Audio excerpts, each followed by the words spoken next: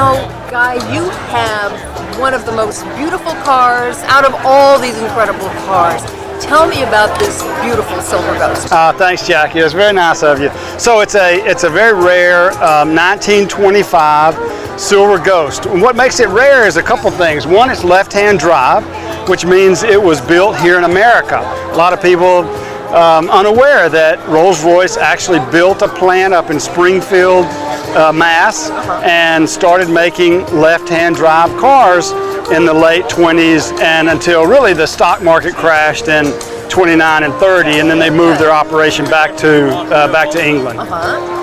And the history of this particular car is really amazing. Tell me about that. So this is a great car. So in 1924, around Christmas time, Howard Hughes, who was then 20 years old and already wealthy because of his dad and their oil drilling business in Texas, he's in New York.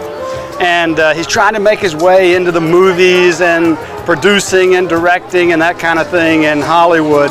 So here's what he did. It's such a great story. So he buys the mate to this one, sends it out to a friend who happens to be Gloria Swanson in Hollywood, impresses her greatly, and they become friends, and she helps him in the movie industry. And at the same time, though, again, because he liked this car, the Piccadilly, so much, he ordered this one.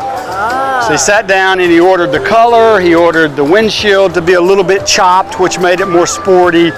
He ordered the tool kit, which you can see next to it. He ordered the colors.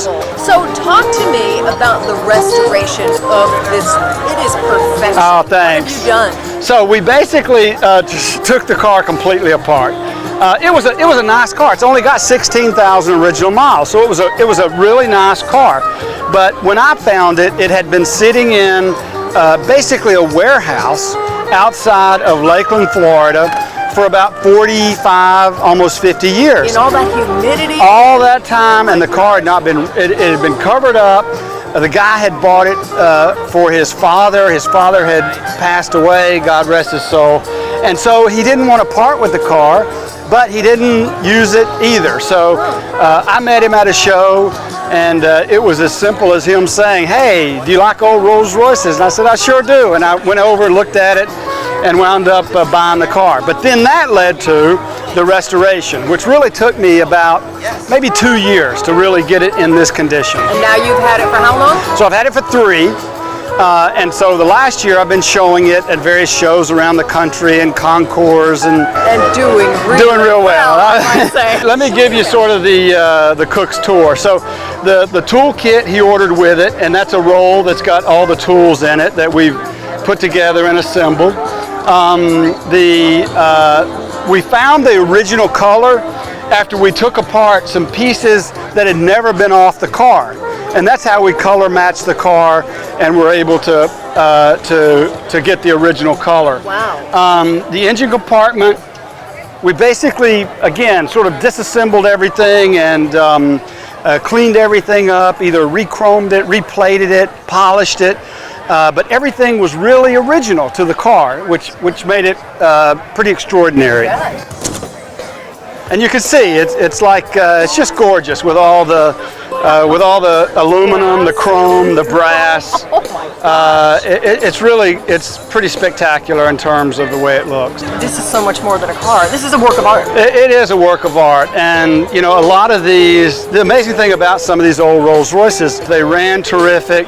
They took these Silver Ghost chassis, because that's how you bought this car. You basically bought it as a running chassis.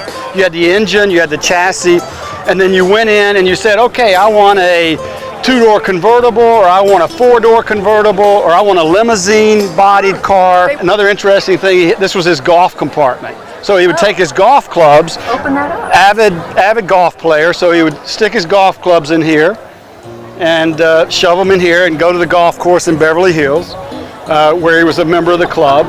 In the back is, of course, the rumble seat, where you would, you know, step, and then back in the rumble seat. That's quite a climb. It is, and Ladies you know, would have a hard time doing that back in the day right. with the outfits. And I'll admit to you, I haven't even stepped on this. I don't even want to mess it up, so I haven't even stepped on that yet. Right. So, and then another thing that's extraordinary about the car is, of course, the trunk, the original luggage that he ordered it with, along with his initials, Initials are there. and which was with the car. When I bought the car, it was with the car, and so I've reconditioned the luggage and re-embossed the initials on the car. Wow. And of course you have the sketch. This guy who is really known for sketching lithographs for famous cars, and Rolls Royces and other cars.